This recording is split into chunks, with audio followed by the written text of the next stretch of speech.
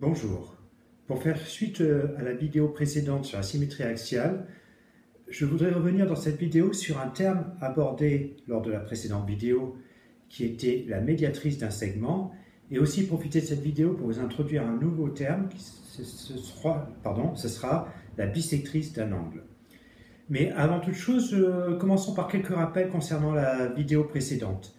Donc regardez ici, on avait dit qu'une droite est un axe de symétrie d'une figure si, par pliage, la figure se superpose à elle-même.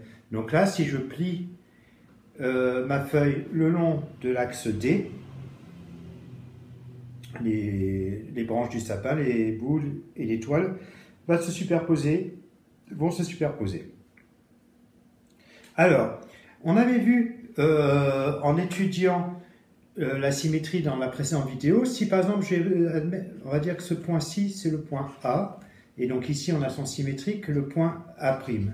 Quand on avait construit le symétrique d'un point dans la précédente vidéo, on s'était aperçu que le segment AA' était perpendiculaire à la droite D, et que les longueurs séparant le point de l'axe de symétrie, ou l'image du point de l'axe de symétrie, était équivalente. Et on avait appelé cette droite D, on avait dit que c'était la médiatrice du segment AA'. Alors, on va aujourd'hui continuer, préciser trois petites choses sur la médiatrice, et nous allons notamment apprendre à les tracer. Puisque là, nous avons plutôt tracé un segment dont D était la médiatrice, et là, nous allons apprendre à tracer la médiatrice d'un segment. Alors revoyons une petite définition au travers de cette image. Donc la médiatrice d'un segment est une droite perpendiculaire au segment et qui le coupe en son milieu.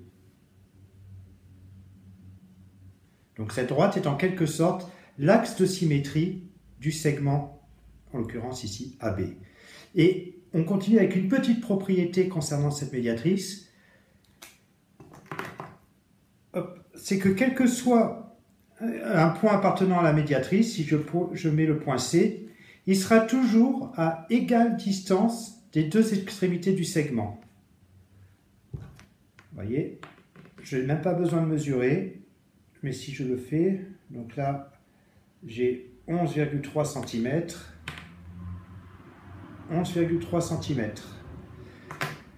Et inversement, tout point qui est à égale distance des points, à la fois du point A et du point B, se trouvera sur la médiatrice, ici notée D.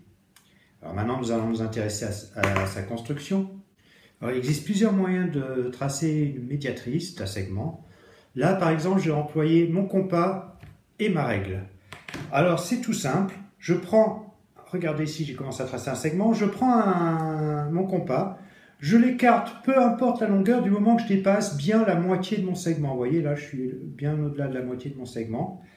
Et je vais tracer des arcs de cercle. Donc, je me mets au point A et je trace un arc de cercle au-dessus du segment, un arc de cercle en dessous du segment. Et je garde le même écartement et je vais au point B et je fais un arc de cercle ici, un arc de cercle là. Et bien voilà, j'ai déjà défini les deux points qui vont me permettre de tracer ma médiatrice. Ma médiatrice,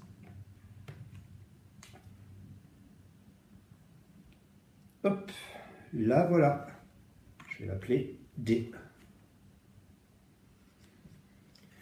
Tout simple, je vérifie quand même qu'elle soit bien perpendiculaire, ça m'a l'air, pas de problème, et que les longueurs, qu'elle coupe bien AB en son milieu. Alors AB fait 10 cm et la médiatrice passe au point numéro 5, elle passe bien au milieu et elle est perpendiculaire.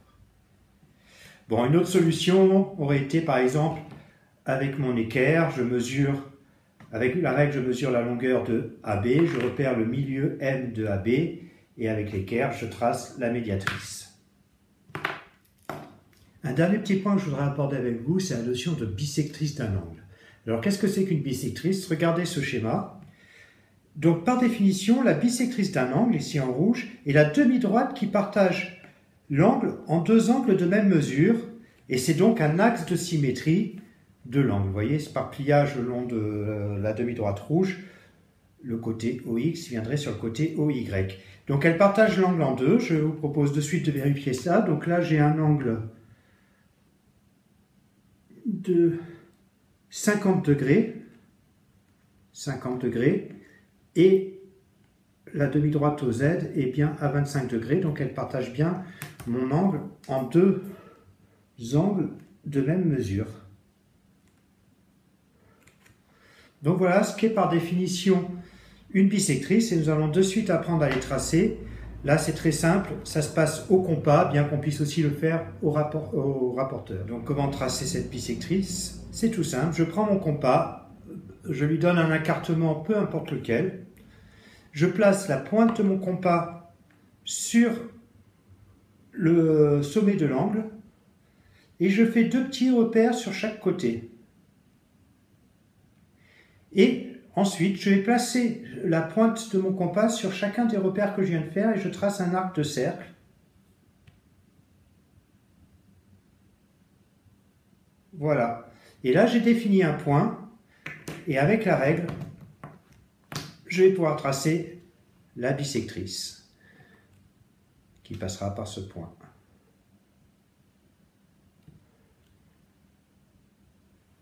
Là, voilà. J'ai qu'à l'appeler OZ. Donc, OZ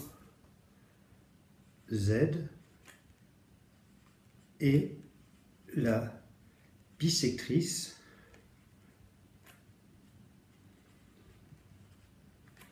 de l'angle XOY. J'en profite pour faire réviser les notations. La demi-droite OZ et la bisectrice de l'angle XOY. Voilà, c'est tout pour aujourd'hui.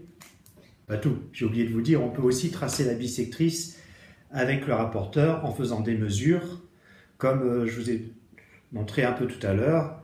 Vous mesurez votre angle, ici c'est 50 degrés, et à la moitié, à 25, vous faites un repère, vous tracez votre droite, et vous aurez simplement aussi tracé une bisectrice. Voilà, c'est fini pour de bon.